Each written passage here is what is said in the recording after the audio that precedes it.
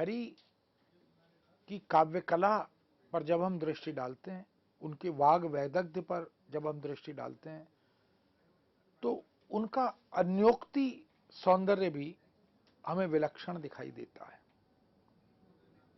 अन्योक्तियों में श्रृंगार का समावेश करने की कला, यदि कोई सीखना चाहे, कोई जानना चाहे, तो बिहारी की कविता उसके लिए प्रेरक बन सकती है। अन्योक्तियों में श्रृंगार का समावेश करने की बिहारी की यह कला उन्हें बाकी कवियों से अलग करती है। नहीं पराग नहीं मधुर मधु, नहीं विकास यही काल, अली कली ही सो बंध्यो, आगे कौन हवाल। और इसी तरह नीति परक भी अन्योक्तियां, दुसह दुराज प्रजान को क्यों न बड़े दुख द्वंद, जगत अंधेरो अति करे मिली मावस रविचंद। ऐसे अनेक उदाहरण हैं। इसी तरह का एक दोहा, नैन लगे तिहि लगन जनी, छुटे छुटे हूं प्राण, काम न आवत एक हूं तेरे शौक सयान। नायिका अपनी सखी से कह रही है कि तेरे जितने भी उपाय हैं, जितने प्रयत्न तूने किए हैं, वो सब व्यर्थ जा रहे हैं। प्रियतम से, नायक से नैन लगे, नेत्र लग गए और एक लगन लग गई, किंतु ऐसे नयन लगे, ऐसी लगन लगी कि प्राण निकलने पर भी वह जो लगन है, वह जो नेत्रों का मिलन है, वह अलग नहीं हो पा रहा। नायिका की आंखें उस नेत्र सौंदर्य से अभिभूत कवि नायक के बारे में कहता है, ऐसे लगन में नायक की आंखों से लग गई, नायिका की आंखें, कि प्राण छूटने पर भी उसकी आंखें नायक की आंखों से दूर नहीं हो पा रही, छूट नहीं पा रही। बहुत सुंदर सुंदर कल्पनाएं कवि करता है। साजे मोहन मोह को मोही करत कुचैन, कहा करो उल्टे परे टोने लोने नैन। अब ये जो कल्पना की सुंदरता है कि नायिका ने नेत्र सजाए थे यह सोचकर कि वह मोहन को मोह लेगी। मोहन यथा नाम तथा गुण, जो अपने नाम की तरह पूरी दुनिया को, पूरे संसार को, पूरी सृष्टि को विमुग्ध कर लेते हैं, वो कृष्ण। उनका काम ही मोहना है। उस मोहन को मोह लेने का प्रयोजन वो नायिका ने, राधा ने बनाया, उद्देश्य सुनिश्चित किया और अपने नेत्रों को ऐसे सजाया, ये सोचकर सजाया। नेत्र सज्जा भी हमारे यहाँ जो श्रृंगार, 16 श्रृंगारों की बात होती है, उसमें नेत्रों का श्रृंगार भी महत्वपूर्ण माना जाता है। तो नेत्रों को ऐसे सजाया, ये सोचकर सुसज्जित किया कि कृष्ण यानी नायक उन नेत्रों पर विमुग्ध हो जाएंगे और नायिका का उद्देश्य पूरा हो जाएगा। तो साजे मोहन मोह को, मोहन को भी मोह लेने का प्रयोजन सुनिश्चित करके नेत्रों को सजाया, किंतु कहा करो। अब ये एक बेबसी है, एक विवशता है कि क्या करूं। उल्टे परे टोने लोने नैन। टोना जो है, यदि विधि विधान से न किया जाए, उसकी प्रक्रिया और पद्धति का बोध ना हो, तो वह करने वाले पर उल्टा पड़ जाता है। ऐसा एक विश्वास है, एक लोक आस्था है। तो नायिका कह रही है अपनी सखी से कि मैं क्या करूं कि ये जो टोना है, ये जो टोने के रूप में मैंने नेत्रों को सजाया था, ये मुझ पर ही उल्टे पड़ गए। कहा करो टोन उल्टे पड़े टोने लोने नैन, ये लावण्य से युक्त सुसज्जित सुंदर नेत्र जो गए थे मोहन को मोहने, ये अब स्वयं उसी पर विमुग्ध हो गए। ऐसा विलक्षण अरूप सौंदर्य कृष्ण का इन नेत्रों में वही रूप आकर बैठ गया, तो उल्टे पड़ गए। ये अन्योक्ति के अनेक उदाहरण इस बात के साक्षी हैं, प्रमाण हैं कि कभी जहां कहीं अवसर मिलता है वह उसका रचनात्मक उपयोग करता है। इसलिए यहां भी सखी से नायिका कहती है कि तुम्हारे जो यत्न हैं, तुम्हारे जो प्रयत्न हैं, वो सब विफल हो गए, और मेरी आंखें जो कृष्ण से प्रथम मिलन के समय लगी थीं, उलझी थीं, वो अब प्राण छूटने पर भी अलग नहीं हो रही। इसी तरह एक अन्य स्थल पर बहुत सुंदर चित्र उकेरते हैं बिहारी। अंग अंग नग जग मगत दीप सिखासी दे, दिया बढ़ाए हूं रहे बड़ो उजियारोगे। अब ये जो नायिका के नख से शिख तक के अंग प्रत्यंग के सौंदर्य को, उसकी दीप्ति को चित्रित करते हैं कवि। दीप शिखा जैसे उपमान का बड़ा सुंदर प्रयोग किया। आधुनिक युग में महादेवी वर्मा का बहुत प्रिय उपमान रहा दीप शिखा। दीप शिखा हम जानते हैं कि बहुत से अनुष्ठानों में एक स्टैंड नुमा शिखा होती है, पीतल की, ब्रास की, जिसमें जगह जगह अनेक स्थलों पर दिया रखने या मोमबत्ती रखने का स्थान होता है। तो किसी कार्यक्रम का शुभारंभ हो, उद्घाटन हो, तो दिया जलाया जाता है, दीपिका को प्रज्वलित किया जाता है। तो एक शिखा है जिसमें अनेक दिए रखे हैं, ऊपर नीचे बीच में। वो दिए अपने अपने आलोक को विकीर्ण करते हैं, तो पूरी दीप शिखा आलोक से सुसज्जित होती है, तो बहुत सुंदर प्रतीत होती है। और पहले तो दीप शिखा के ऊपर एक आवरण, एक कवर भी होता था। उसको ढकने का एक इस प्रकार का प्रावधान होता था कि उसमें छिद्र होते थे। उस दीप शिखा के ऊपर उस आवरण को जब चढ़ा देते थे, तो अलग अलग स्थलों पर जो छिद्र हैं, जो छेक हैं, वहां से वो दिए की लौ जो है, रोशनी जो है, वो जगह जगह से उन छिद्रों से बाहर निकलती हुई प्रतीत होती थी, जिसका बाद में परिवर्तन हुआ और वो फानूस के रूप में छतों पर टांगने वाले इस तरह के उपक्रम बने।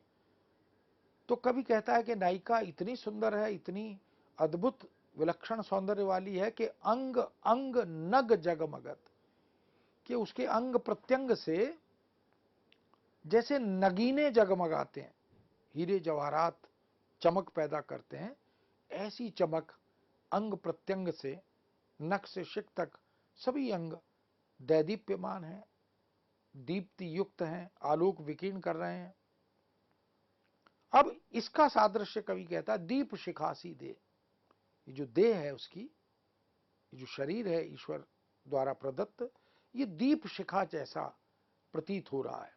जैसे दीप शिखा में यत्र तत्र जहां तहां वह आलोक, वह रोशनी विकीर्ण होती है, ऐसा दिखाई दे रहा है। अब चमत्कार दूसरी पंक्ति में कवि पैदा करता है, दिया बढ़ाए हूं रहे बड़ो उजियारो गेह। जिस घर में वो नायिका का वास है, रहती है, उस घर में दिया बढ़ा देने के बाद भी, अब ये जो सांस्कृतिक बोध है कवि का, ये अद्भुत है। उसे भारतीय रीति रिवाज, भारतीय मान्यताएं, भारतीय परंपराएं, यहाँ की आस्था विश्वास, इनकी भी बड़ी गहन गंभीर जानकारी है। इसलिए दिया बुझाए हूं नहीं कहा। दिया बुझाना अशुभ माना जाता है, और बढ़ाना जो है, जैसे दुकान बढ़ाना, दिया बढ़ाना। तो दिया बढ़ाना यानी उसे कुछ समय के लिए शांत करना है, कल उसे पुनः प्रज्वलित किया जाएगा या जब भी अपेक्षा आवश्यकता होगी तो उसे फिर से दैदीप्यमान किया जाएगा। तो उस घर में जहां नायिका रहती है, दिया बढ़ाने पर भी यत्र तत्र उजाला रहता है, पूरे घर में आलोक विकीर्ण हो जाता है, प्रकाश रहता है, क्योंकि उसकी जो देह है वो दीप शिखा सी है। उसके अंग प्रत्यंग से वो जो जगमगाते नगीनों जैसा आलोक है वो विकीर्ण होता रहता है। तो अन्योक्ति का चमत्कार बिहारी अवसरानुकूल अपनी सूझबूझ से, अपनी सूक्ष्म दृष्टि से, सौंदर्य चेतना से करते चलते हैं। ये जो बोध है बिहारी का, यही उन्हें अलग करता है, यही उन्हें दई नई यह रीति के अनुकूल सिद्ध करता है। बहुत सी पौराणिक ऐतिहासिक गाथाओं, कथाओं, पुराख्यानों का भी रचनात्मक उपयोग, उनकी सार्थकता के साथ कविता में उनका उपयोग कवि करते चलते हैं। इससे यह भी पता लगता है कि बिहारी का जो अध्ययन था वो बड़ा गहन गंभीर था। उन्होंने वेदों, उपनिषदों, महाभारत, रामायण या जो चरित आख्यान हैं, जो पुरा आख्यान हैं, पुरा कथाएं हैं, उनका भी गंभीर अध्ययन किया है। वृंदावन में भयंकर अग्नि, भीष्म अग्नि लगने के प्रसंग को कवि ने बड़ी सुंदरता के साथ उपयोग किया। तब श्री कृष्ण ने अग्नि को पी लिया था और पूरे वृंदावन को जलने से बचा लिया था। ऐसी एक पुरा कथा, पुरा आख्यान हमें मिलता है। इसी कथा प्रसंग को नई शैली में, नई रीति में कवि बिहारी लाल वर्णित करते हैं। सखी सोहत गोपाल के उर गुंजन की माल, बाहिर लसित मनो पिए दावा नल की ज्वाल। एक सखी अपनी एक अन्य सखी से कहती है कि श्री कृष्ण की के हृदय पर, उनके वक्षस्थल पर ये जो लाल लाल गुंजाओं की माला शोभायमान है, सुसज्जित है, सुंदर लग रही है, ऐसा लगता है कि मानो अग्नि की ज्वाला को पीकर, उसका पान करके कृष्ण लेटे हों, विश्राम कर रहे हों और उन अग्नि ज्वालाओं की छटा जो है, लालिमा जो है, वह उनके वक्षस्थल पर इस तरह इन गुंजाओं के रूप में, माला के मोतियों के रूप में, पुष्पों के रूप में दैदीप्यमान दिखाई दे रही हो।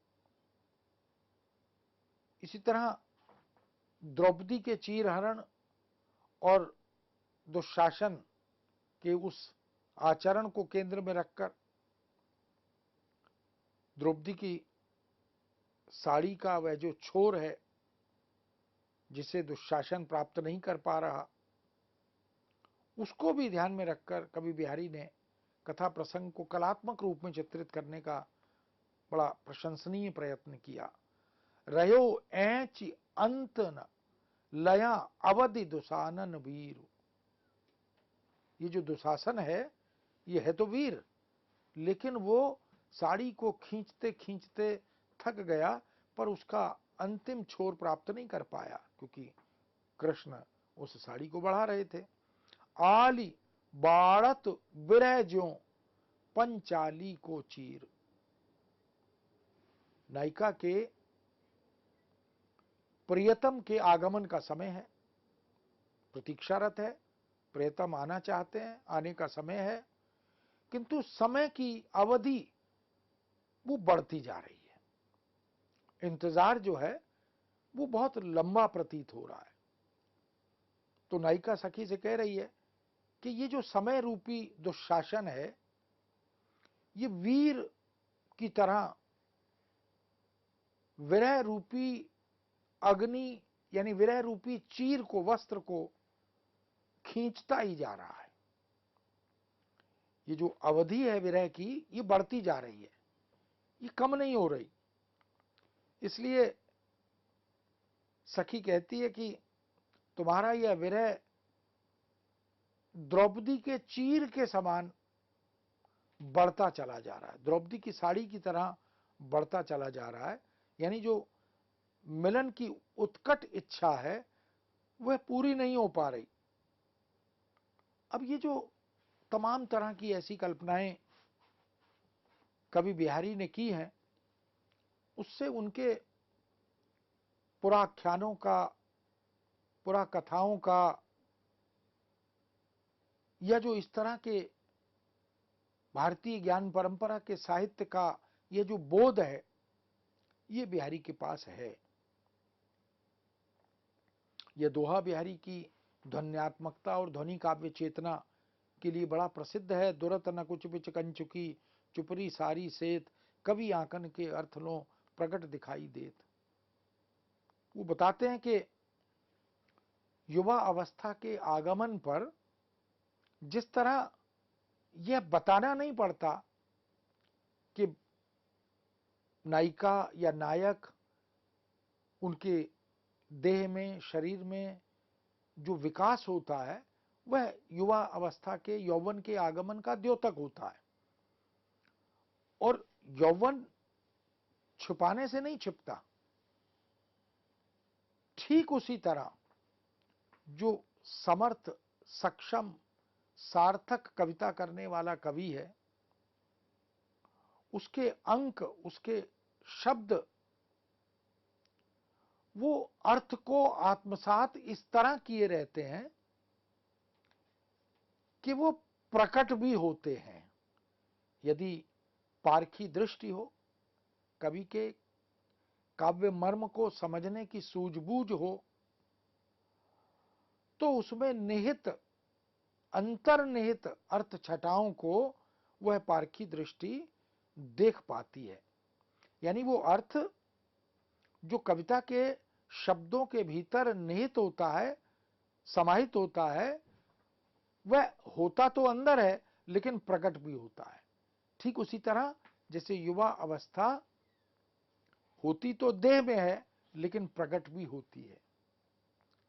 तो कवि आंकन के अर्थ लो प्रकट दिखाई देत। ये जो ध्वन्यात्मकता है कविता में, ध्वनि काव्य का जो सौंदर्य है, वो इसी बात का द्योतक है। इसी तरह कवि लिखते हैं, तंत्रिनाद कवित रस सरस राग रतिरंग, अन बूढ़े बूढ़े तरे जे बूढ़े सबंग। ये वास्तव में जीवन के किसी भी क्षेत्र में, किसी भी अनुशासन में, किसी भी कार्य में यदि हम अधिकार प्राप्त करना चाहते हैं, सफलता प्राप्त करना चाहते हैं, सिद्ध होना चाहते हैं, तो कवि कहता है कि उस कार्य में सर से पांव तक डूब जाना अत्यंत आवश्यक है।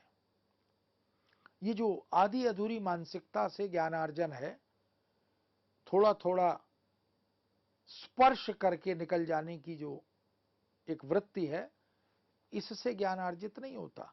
यदि अधिकार प्राप्त करना है, इसलिए जिसको विशेषज्ञता कहते हैं, स्पेशलाइजेशन कहते हैं, वो तभी होता है जब आप पूरी तरह उस विषय को, उस अनुशासन को आत्मसात कर लें, उसमें डूब जाएं, उसमें विलय हो जाएं। इसलिए तंत्रीनाद, वाद्य यंत्रों का जो आस्वाद है, जो तबला, हारमोनियम, डफली, बांसुरी आदि, इनके नाद का यदि आनंद लेना है तो इनमें डूबना, इनमें खो जाना अत्यंत आवश्यक है। तभी हम कहते हैं कि भाई वाह मजा आया, डूब गए। तो मजा आया, आनंद आया इसलिए नहीं डूबे, डूब गए इसलिए आनंद आया। इसलिए पूजा हो, भक्ति हो, अध्यात्म हो, धर्म हो, दर्शन हो, साहित्य हो, कविता हो, इसलिए कहा कवित्त रस।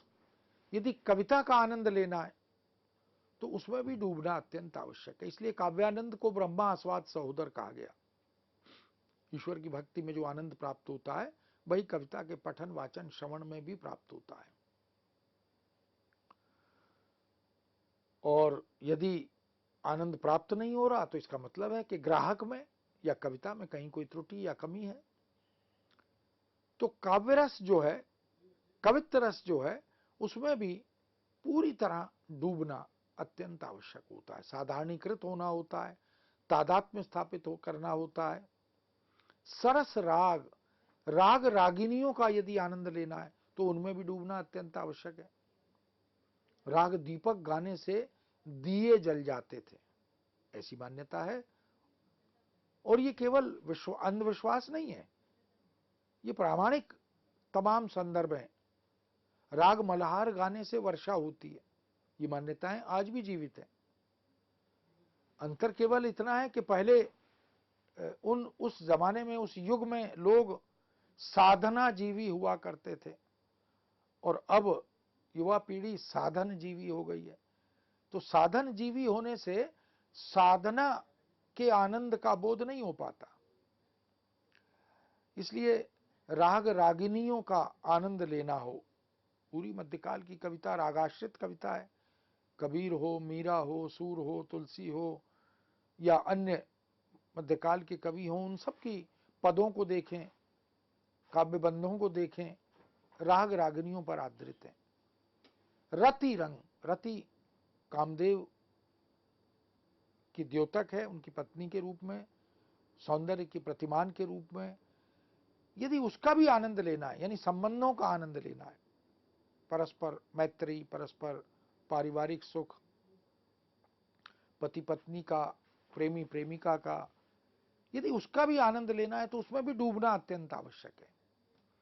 ये जो औपचारिक संबंध बनाने का प्रचलन आज चल निकला है, जिसको हम पेड स्माइल रिलेशनशिप कहते हैं, उसको, उससे बाहर निकलने, उससे ऊपर उठने की आवश्यकता है। अब तो इतने मैकेनिकल हम हो गए कि माता पिता भाई बहन आपस में छुट्टी वाले दिन मिलते हैं, उतना समय नहीं होता। तो यदि इन सब का आनंद लेना है, तंत्रिनाद, कवित्व रस, सरस राग, रति रंग, तो कवि कहता है इनमें डूब जाइए तो आपको आनंद प्राप्त होगा। अनबूढ़े बूढ़े, अब चमत्कार देखिए, जो इनमें नहीं डूब सके, अनबूढ़े बूढ़े वो डूब गए, जो नहीं डूब सके वो डूब गए। तरे जे बूढ़े सबंग, और जो सर से पांव तक इनमें डूब गए वो तर गए। अब हमें चुनना है, हमें तय करना है कि हम किसी भी विषय में, किसी भी अनुशासन में, किसी भी कार्य में तरना चाहते हैं, पार लगना चाहते हैं, तो उसमें डूबना पहली शर्त है। इसलिए संगीत हो, नृत्य हो, गायन हो, साहित्य हो, शास्त्र हो, विधि हो, कुछ भी, उनमें अगर पारंगत होना है तो उनमें डूब जाना उसकी पहली शर्त मानी जाती है। मित्रों, इस विषय को यहाँ विराम देते हैं, पुनः आपके समक्ष उपस्थित होंगे। आज्ञा दीजिए। नमस्कार।